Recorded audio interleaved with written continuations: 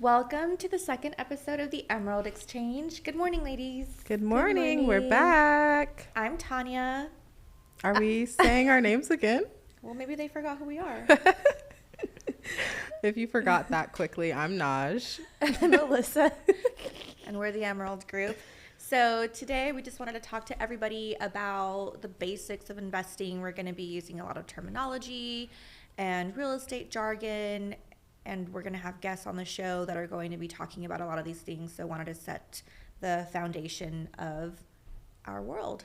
Yeah, we just didn't want anything that we talk about moving forward to go over anyone's head. Maybe if you're not in the industry or you're still like learning the ropes, we wanted to just kind of break it down as simple as we could so you had all that you needed to know moving forward. Yes. So first of all, we're going to begin with, what do you need to start investing? So yeah. I think that's the main question when you want to dive into this field. What do I have to do? What do I need to have or get in order so I can get started? If you want to start that one. Okay, so when you're beginning investing, I think it's important to have a lot of education first. Definitely. For me, I learned through selling to other investors. Also, podcasts, Bigger Pockets has been a good tool. They have a bunch of podcasts. There's so much knowledge out there that you can go and find and ask other people and mentors for help with. Aside from education, there is very many rabbit holes you can go in. And I think with some investors, they can just keep going down, like educating. Before and then you're like steps. Too afraid to pull the trigger because you're overwhelmed with like how many ways there is to invest. Yeah. So you definitely want to learn the different strategies of investing and see what is speaking to you more and what's that first step you want to take. Because for me, I knew the first thing I wanted to do was flip a house. But now that I've done 3 or 4 this year, I'm ready to get into rentals or possibly Airbnbs, long-term holds. So there's a lot that goes into it. And I would say education is the first thing. And I think, too, for a lot of people, they're so discouraged. Like, when you see other people doing it, you're thinking, like, oh, they came into this with, like, $100K in capital to put towards projects. So I think that's really cool for us, like, connecting with hard money lenders and getting to know people that create opportunities for investors to get started with maybe a lot less capital than they thought. Exactly. And then touching on what you said, we've all encountered a few clients or potential investors here and there who, they say, oh, I can't make this deal work because my coach or this course that I watched online said that I shouldn't do it. And then they just never really pull the trigger. And so I think there's someone we've been communicating with for like 6 months and he's always not ready, which is okay, each at your own pace. But obviously we're here to help you out. We don't want you to fail either. Yeah. So we want to give you the best advice possible to get you started. Mm-hmm. Yeah. And I think even adding on to the education, finding a good agent, like just immediately, once you know that your intention is to get into real estate and that's what you want to do, like, even partnering with us is so helpful for a lot of first-time investors because we're going to do everything. Like, you're not going to get to the point of like signing on the dotted line and not feeling comfortable about what we're presenting or what is required for you to get all the way through the finish line. So if you are in a space where maybe you do have like a mentor or you're a part of like one of those investment groups in your local area, but you haven't talked to an agent who knows the market, you are missing that opportunity of having like that comfortability and that confidence to move forward. Exactly. Yeah. And I think that's what's allowed a lot of our clients to be able to pull the trigger with so working quickly, with us. Yeah. Mm-hmm. Because quite a few of them have been first-time investors and more than half of them are from out of state, out of the country. So because we're that agent, we're filling in a huge first step piece of the puzzle. Absolutely. And we're the agents who have experience with investors. So as a new investor, that is like the huge part because so that valuable. Person should be taking the lead on finding you that right deal and connecting you with all of the key people that come in, which we can get into a little later. Yeah. Well, let's start off in the beginning. So money. That's always a big topic of conversation. How much money do I need? Do I have it? Don't have it? What am I going to make? So to start off, whenever you're buying an investment property, you can either use cash or you can have a hard money lender. And so hard money lenders are typically smaller, more private. They do have higher interest rates, but they have shorter loan terms, and you have to pay them back quicker. But luckily, your projects are done quickly. At least they should if you have a good contractor. Yes, a good team that's going to help you through it. Yeah. And we do have connections to lenders. We'll even have some guests on the show that are going to be lenders, and we'll educate you more on exactly what it means to have a loan with them and the benefits of using them. But those are the ways that you can get capital to buy some of these properties. Mm-hmm. Yeah. And so what would you say, like, typical numbers we're seeing from a hard money lender, like what ratios they're lending on? It's between like 11.5% to 13%, I would say. I For have the a interest client rate. who has, Mm-hmm. yeah, interest rate. Yeah. So I have a client right now who's got a pretty decent interest rate at 11.8. Which sounds crazy. It if does. You're listening and you're like crazy. buying like a regular house or doing even a conventional investor loan, those numbers sound outrageous. But for hard money, because it usually is like 8 months or something like that's or less. Hopefully less. Yes, that's the main difference. And that goes in hand because with the hard money lender, they can lend up to 90% of your purchase price. Right. And then up to 100% of the rehab. Right. Exactly. But that's all going to depend on the hard money lender and the numbers of the deal itself. So you might come across a hard money lender who's going to lend you 80% of the purchase price and 90% of the rehab. That just varies, and that's another key piece that you need to find the lender with the best terms so you're coming at it with less money. Yeah, for sure. Absolutely. Yeah. And one thing to keep in mind as well is, you know, you have holding costs as well. Whenever you have a property that you are going to rehab, you have to pay utilities, taxes that you're going to pay on it monthly as well.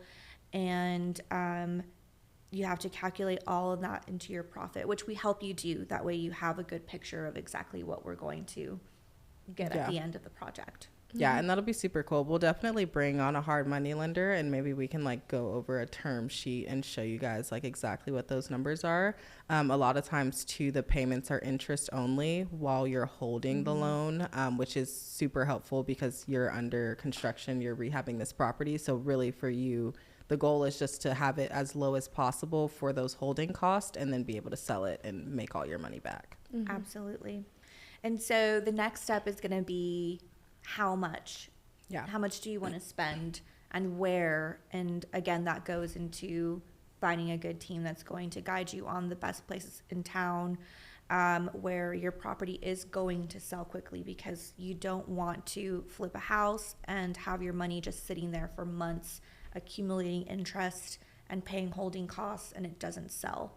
Yeah. So we help you find the locations, the subdivisions where you know your property is going to move at a faster pace as well. Mm-hmm. Yeah, and that's super important.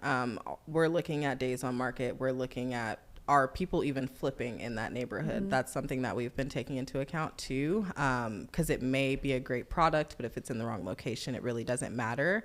I think also when you're thinking about that, you should also be considering, going back to the numbers and purchase price, like how much do you want to pay out of pocket? Yeah. And for rehab and stuff, if this is your first time investing, maybe looking at cosmetic projects. You may want to be the flipper who's doing like, you know, these massive new constructions or whatever it may be in really high price areas. But if you're starting small and you don't have that capital just yet, finding you a cute little cosmetic project that has like a rehab under $45K could be a really great place to start. Mm-hmm. Yeah. Cosmetic though, those are the harder ones to come by because everybody wants those. Yeah. Those are the easiest ones that you can finish in a few weeks. The ones that you'll come across the most are the most raggedy. Yeah. We just got one this morning where, you know, I told them, hey, this one's like a literal dump. And they're like, oh, who cares? It's under 100K. Just buy it anyways. Right, exactly. It's like you can't even get through the door. But those are some of the properties that you will come across. Yeah. And typically, are they a good deal? Yes. They're under 100K. They will typically need a little more work. But if you're just beginning, it might be harder, but I think that's also a good place to start because you're spending less. Yeah. And properties that have a lower after repair value or ARV, those are going to sell quickly too, because they appeal to more buyers and more affordable. Yeah. And I feel like for me, what I've noticed recently is like that under 300K is like golden right now. Like when the market is really tough, like staying under 300K, it's easier to move those because you're appealing, like you said, to everybody. Absolutely. And a lot of first time buyers and small families that can make that move. Yeah, I think that's been a trend at least since I've been in real estate. Really? Here, yeah, under 300 is the bigger buyer pool. But I mean, we have a couple luxury investors who will only buy a property that's going to sell 600K plus. Yeah. And they succeed that way. And one of our clients, he's like, I'm going to buy this project if I'm going to net 100K minimum on the flip. And like, you might hear that from some people and you're like, you're crazy. But he no, does I it. mean, when you're in that price range and like taking on such a huge financial risk, like buying a house for 400K plus, putting in 100K plus, like you're in a lot. So the profit needs to make sense for the time and energy that you're spending. And the risk associated with it. Yes. And that's a good point that you bring up as well, because you could do 5 flips. Small ones. 5 small flips. And maybe you'll get 200K total out of those 5 flips. But they were full rehabs, and they each took 4, maybe even up to 6 months. Or you could spend more and do a bigger project, and you're still going to make the same more amount of money. Yeah. So, in shorter amount of time. Exactly. Yeah. So that's just another thing you have to decipher on what you want to choose. Yeah. And I think also unlocking what your why is, like, why are you getting into investing? Like, what is your long-term goal with it? Because I know I have clients too that like specifically only want like historic areas or, you know, like want to be in the most like renowned areas. And it's like, yeah, I want to make an impact. Like I want to be known as that investor who took on these big projects and like changed the way a neighborhood looked, which I think is really cool. I prefer those. Yeah, me too. I always make comments about how these homes look the same. It's the same white cabinets, the same white countertops, the same subway backsplash, and it's so repetitive. And people see that on the market. Obviously, you know, everyone's looking through all these photos and all the houses look the same. So throw a little creativity in there, some color, make your home stand out, because some green cabinets. Green cabinets, a little bathroom backsplash, blue backsplash. That aquamarine green that I'm into right now. I love that. Something different. Yeah, like with my flip with Sandra, I think we took a lot of chances, like with the design. For sure. We did blue cabinets on the bottom and white on the uppers, which isn't too common, like seeing the it's not difference in the cabinets. And like we had no intention of going with blue for the color, but it just kind of happened. And it looks when amazing. everything came together, I was like, okay, this is pretty nice. But that was like the first time like designing something myself. Whereas like when we're picking things out for our other clients, like we might have some input here and there, but like the GC and the client are really going to make the final decision. Right. Yeah. But that was definitely fun. And I think we're getting better at that part as well, because like our contractor always says, design is the most important on the flip.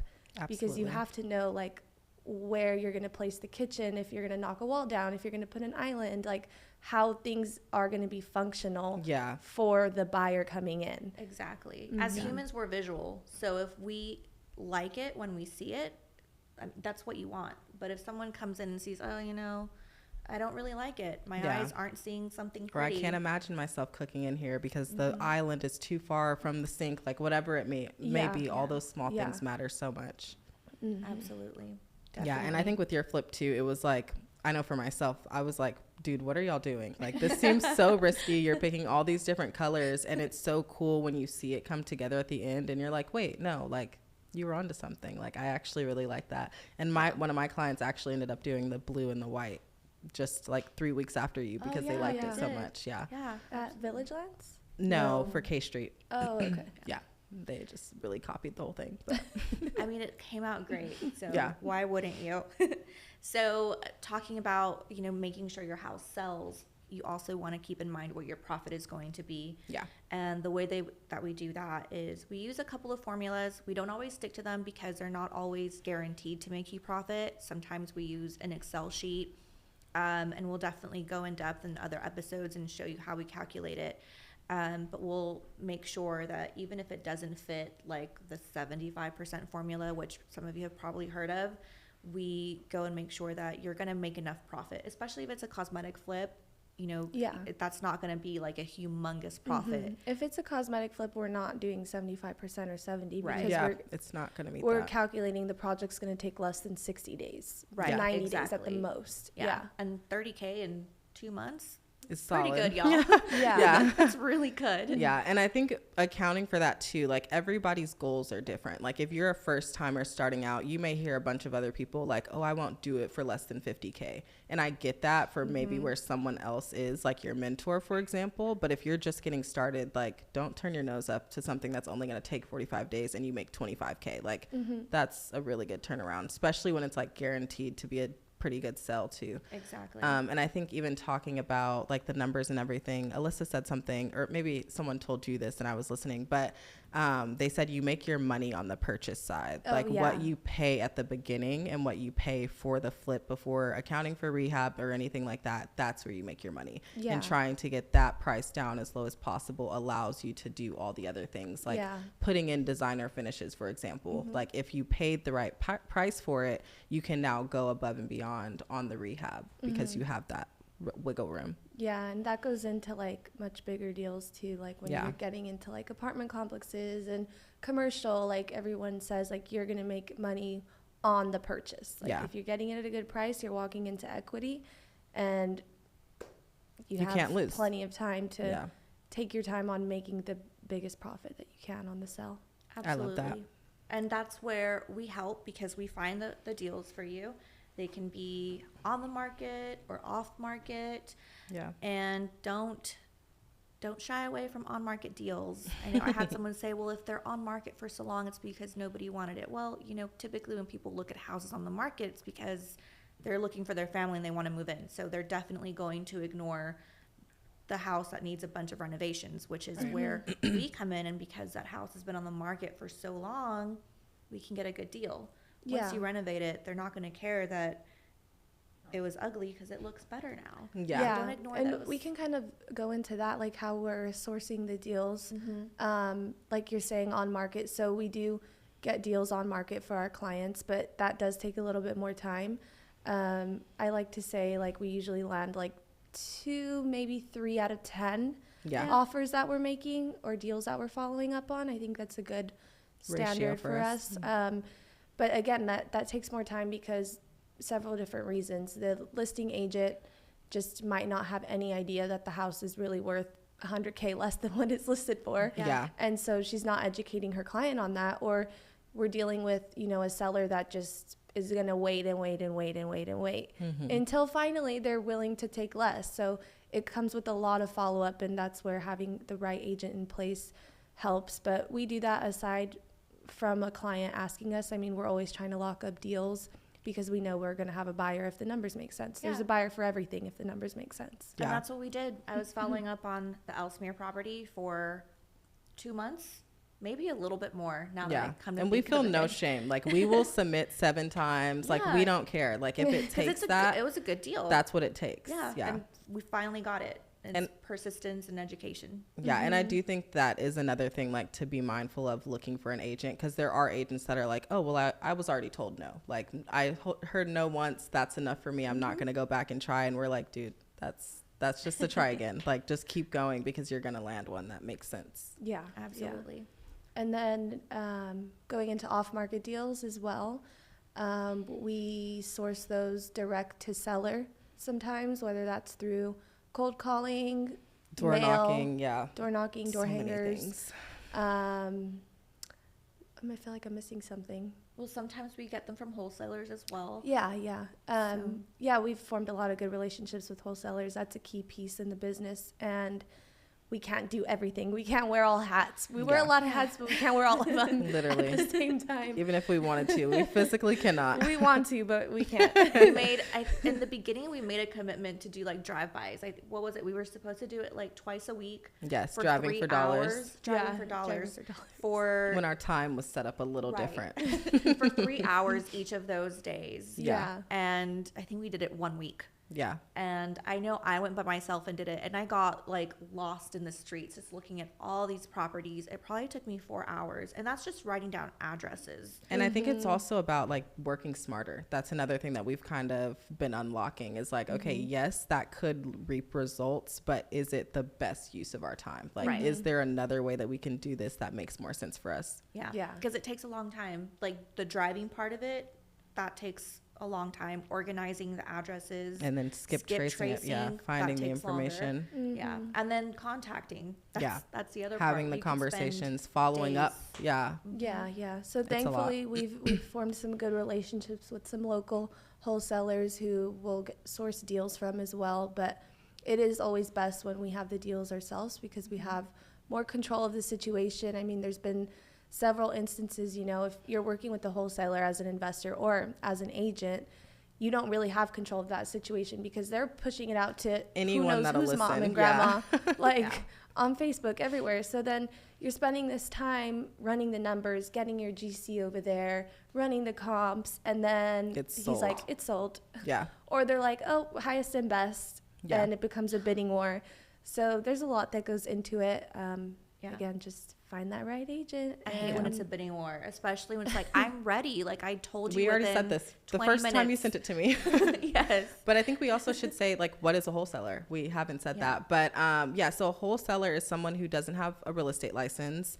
They may have some knowledge and background in real estate. I feel like we've learned, like, for example, ARV, something we've talked about, after repair value, having an agent who's going to verify those numbers for you because wholesalers don't have access to MLS. And one thing about Texas, we are a non-disclosure state, so we don't have to share what the actual sell price was. So when they're using these outside sources like PropStream, a lot of time those numbers are not accurate. So they could send you a deal and it's like, oh yeah, the ARV is 270, and then you send it to your agent, us, and we're like, okay, actually it's only 250. Because again, they're looking at inflated numbers or inaccurate numbers on different sites. So, I was going to say, some wholesalers are licensed though. Right. Yes. Yeah. And you can ask them that if you are like working with one directly, just asking them if they have a license or even just MLS access, because it does make a difference. Yeah, absolutely. Yeah. You want the most accurate numbers you can have in the days on market. And it's happened to a couple of clients. I mean, we've all had that experience where they get a property from a wholesaler and then they come back like, oh, hey, yeah, can you list my property for this amount? It's like, oh, actually, it's I can't list it for that price because nothing in that neighborhood is selling. Yeah. For that amount, it's going to be 20K less, 40K less. I had one that was 60K less than what they thought. So that's so sad. I mean, they wouldn't even break even. That's a deal where they would lose money. So always make sure that you're working with an agent who can run the numbers for you and give you accurate information, because you definitely don't want to be on the other side of it. And there's some, not all wholesalers, some are good. We have some good connections, but there's some that they're just selling the property and then onto the next sale. Yeah. Whereas we are wanting to establish a relationship with our clients. We help you find the property. We're with you throughout the rehab process. We get to list it. You know, it's a long-term relationship. Yeah. And we want to make sure that you succeed. Yeah. And I think also as an investor, being mindful that like you can still have representation off market. I feel like sometimes investors think like, oh, well, I'm just going to talk to the wholesaler directly. Like they don't want anyone else involved, but realistic. Yeah. I'll get it cheaper. Like it'll be discounted, or they think that there's like this thing that's not going to happen. So I think being mindful of that too. Like we have established relationships with these wholesalers. So like it's for us, it's better to be the one talking to them directly, because we can make sure you get everything you need and you're not feeling like cornered into something because maybe they've told you like, oh, you don't need an agent, or you're fine, like the numbers are good. Like we want to be involved and make sure it's actually solid. Yeah. Like you said, we're trying to establish a good relationship, and that goes into, because we want them to keep buying. Like we want you to be a repeat investor with us. We don't want you to just buy one and you fail and then you're out. Like that's not our goal here. Like we're all trying to win together, build the relationship, and like help you reach the goals that you told us you were trying to reach. Yeah, exactly. And in regards to like the wholesaling side, I just wanted to say that some of our clients also have contact with wholesalers. They don't always get the deals from us, Yeah. but we always make it clear, hey, if that's your contact, that's great, but send it to us so we can verify the numbers. At least just review it. Yeah, let us review it. If it's a good deal, I mean, there was one that came that was a good deal. We're like, hey, go ahead. That's a good one for you. We're not going to tell you not to get it just because we didn't send it to you. Yeah. So if there's an opportunity for you to make money, do it. And they even tell us like, hey, I didn't get this from you, but you check it out? You're going to check it out, and I'm going to have you list it anyway. Yeah. So that's nice that they know that they can confide in us and be confident in us helping them. Mm-hmm. Yeah, for sure. And then going into listing, I'm looking at my notes, guys. Sorry. So going into the listing aspect of it all, you know, because we are a part of the project, we're learning as much as we can. I said in the previous podcast that I'm learning things that I didn't think I would ever learn. Definitely. But it's good because sometimes you get those buyers that come into an open house and they're like, what kind of ampage does the electric box have? Yeah. I forgot the actual terminology for that just now. And, you know, another agent probably wouldn't know. They'd say, I don't know. Yeah. You know, and so now I can say, oh, you know, because I've talked to the GC and they just redid the electrical whole thing. Yeah. unit, you know, they'll tell you, oh, you know, this house is small, so it's got like a 15 amp, or this one's a 25, you know? Right. So it's things that maybe some people don't think they're important to learn, but you're going to have that one client who is going to ask you about it, and they're going to decide, you know what, I might buy this house, or I might ask you to list my house because you took the time to find those things out. Yeah, So. for sure. And as an investor too, I think building that partnership with an agent that you really trust, because no one else is going to care, you know, like if you just buy it from one person and then you list it with another person, there's no connection between those two things. So what's the reason for them to even care about knowing that information or trying to figure it out? Yeah. And we're going to the house while they're like knocking down walls. Yeah. We're checking the progress, taking videos and sending pictures like, hey, I came in here. There's no one working here today. The house hasn't changed in the last few days, or, you know, hey, things are going good, especially because we have all these out of town clients. You know, I like to keep them up to date, and it's exciting when there's movement, like, oh my gosh, the holes are patched. Yeah. It's the ready last for time the new you floor saw to it, go looked in. crazy, but here we are. We're finally getting towards the end. The last time there was a hole in the roof and it looked like we should knock it down, but you know what? It looks like a brand new house now. Yeah. So it's always good to have that progress and be involved in the flip and be knowledgeable about what's been done on the property.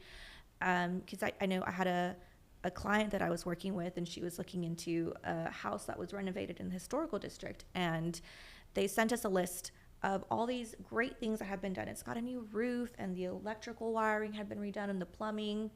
And then we were like, what about the foundation? There's nothing on the foundation on here. And so I called the agent and said, hey, you know, did they do anything to the foundation? No. I was like, oh, okay, how come?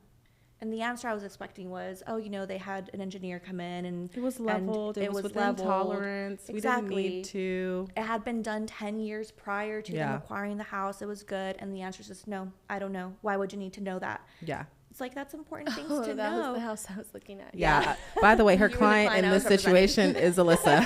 Yes. And I could tell that you didn't know. I'm like, she's not going to catch on, is she?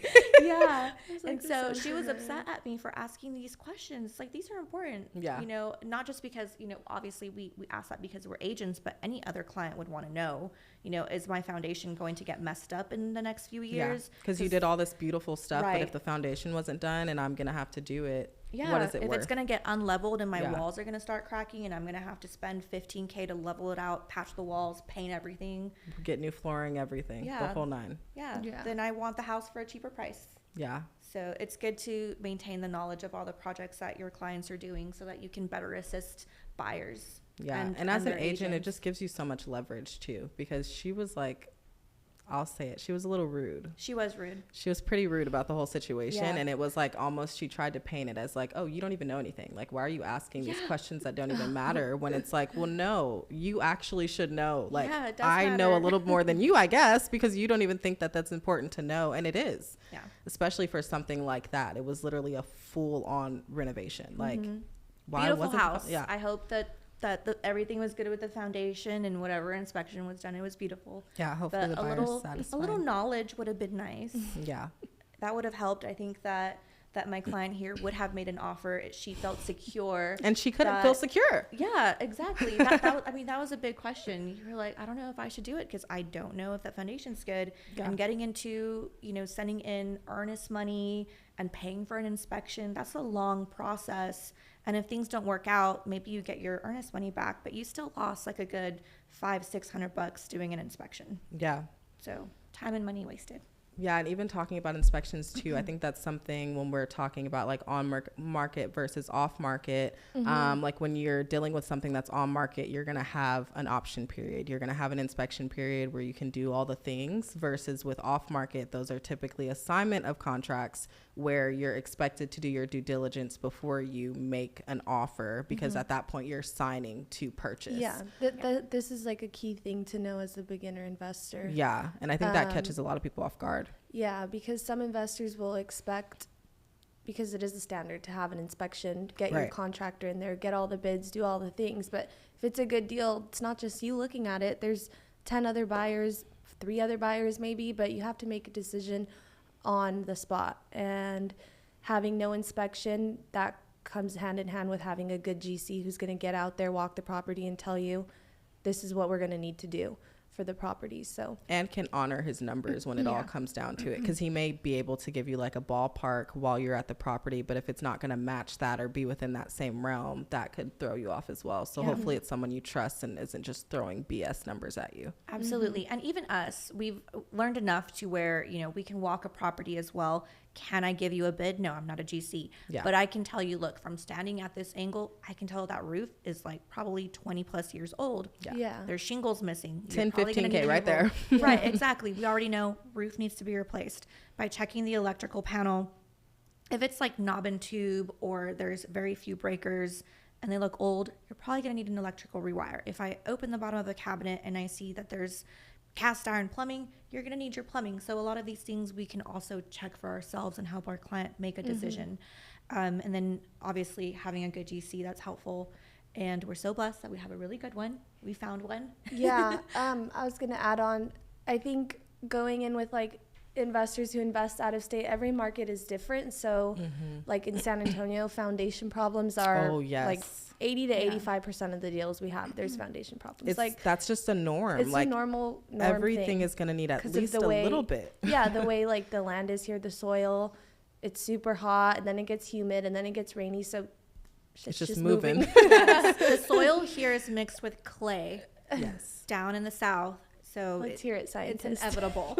We know that she knows the actual facts. I do know this. So if you're up in like the hill country where it's a bit rocky, it's better because the rock and the soil helps it more to become more stable. Yeah. But yeah, in the city, a little more south.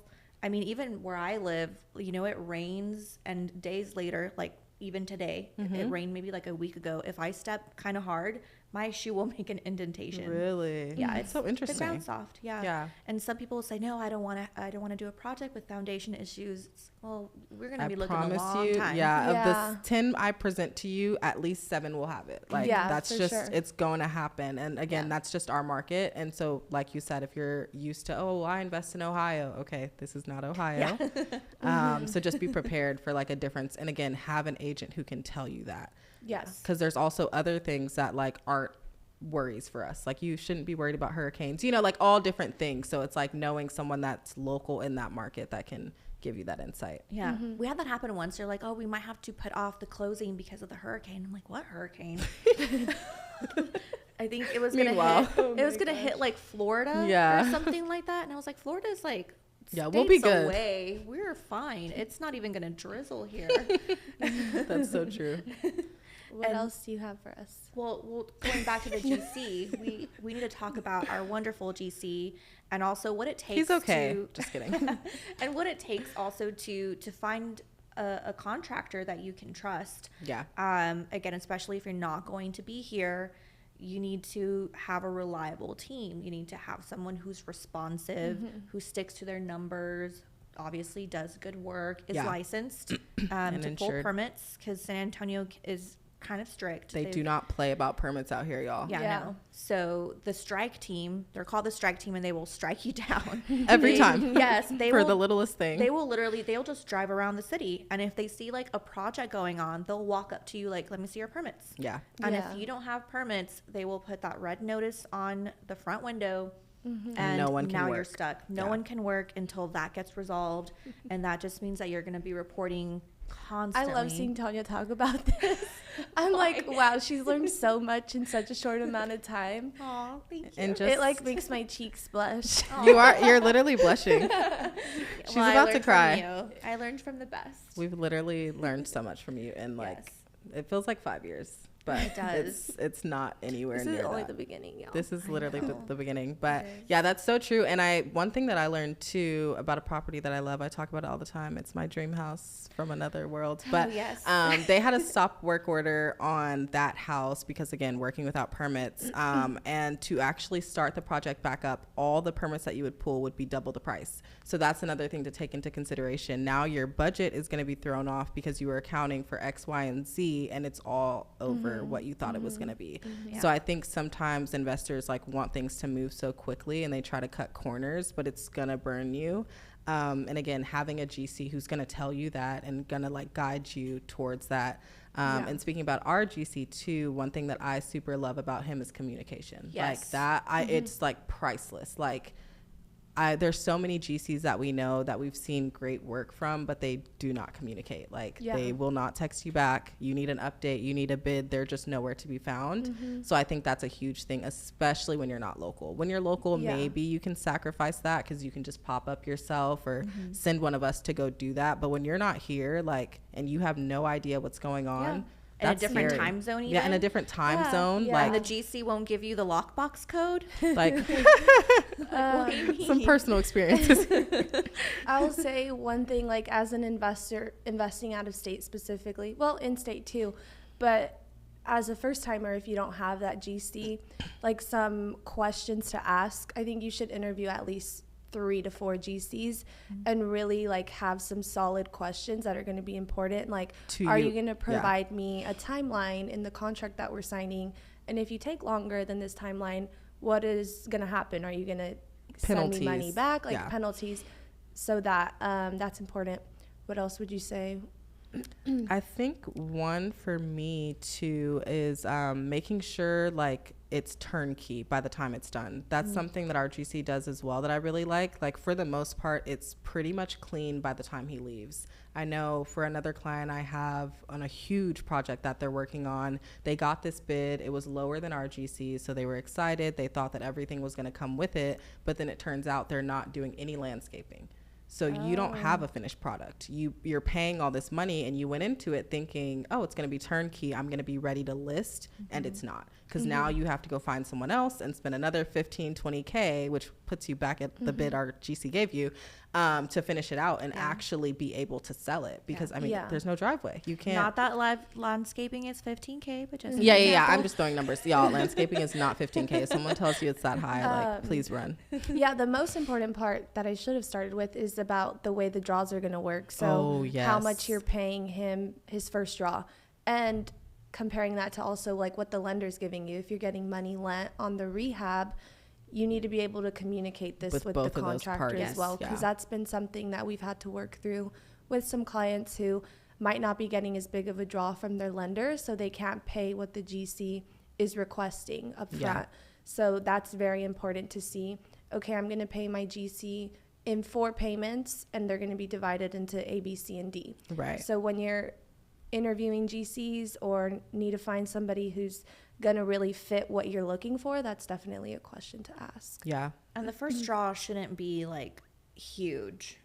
I mean, it should be maybe like 10K. Yeah, those are the horror stories. Your GC asks for half the payment up front and then he runs away. Like, people, that happens to people. To one of my clients, that's happening to one of my clients. I mean, they gave, and this happened before they met me, so I wasn't available, or they didn't know me, and I didn't give them advice at the time. So, not my fault, guys. They gave their contractor $60K up front, and so now the project is super delayed, and that's on Green Meadow. So now the project's super delayed. Oh gosh. Are you kidding me? No, I'm not kidding. We'll talk about this later. No, I have the GC's number, and he wait, hold on. responds to me. I don't know if maybe the cadence of my voice is nicer. Just does it for him. He'll It's your answer and face. call me back. Like, he won't call the investor back. Yeah. He's like, oh, I've been trying to reach him. I'm like, let me get a hold of him, and he'll Yeah. answer me.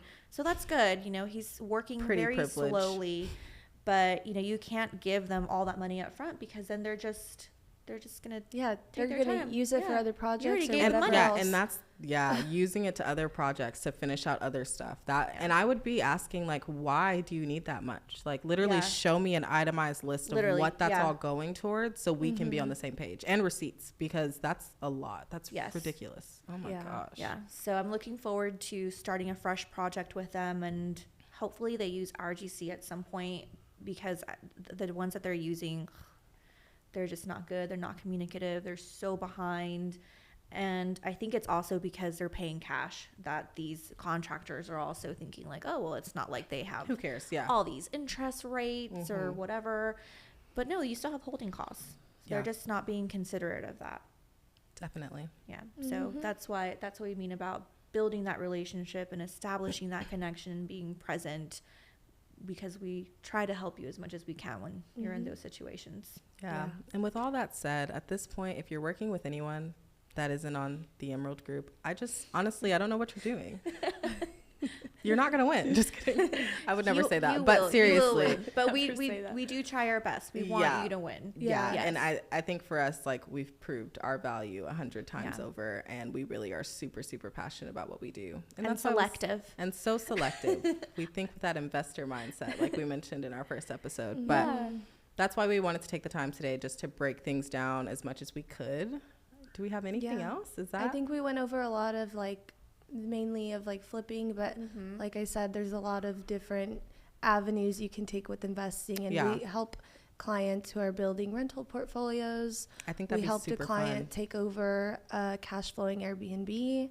We're helping clients buy apartment complexes. Like, there's a lot of different avenues, and we can dive more into that going forward with our guests too. I think that would be so awesome if we brought on some of those big dogs and and pick if you their guys brains. think of any questions, definitely put it in the comments. Yes. Yeah, absolutely. It's all learning experience. We've learned a lot, but we're also learning and growing every day with you, every week, with you, with each other. Yeah, seriously. And so we hope that we are able to help all of you if you are wanting to join the investment journey, or at least just learn about it. You know where to find us. Yeah. Yes. You know Thank you where for we are. tuning in to the Emerald Exchange Thank episode you. 2. Episode 2. We'll see you guys next time. Bye. Bye.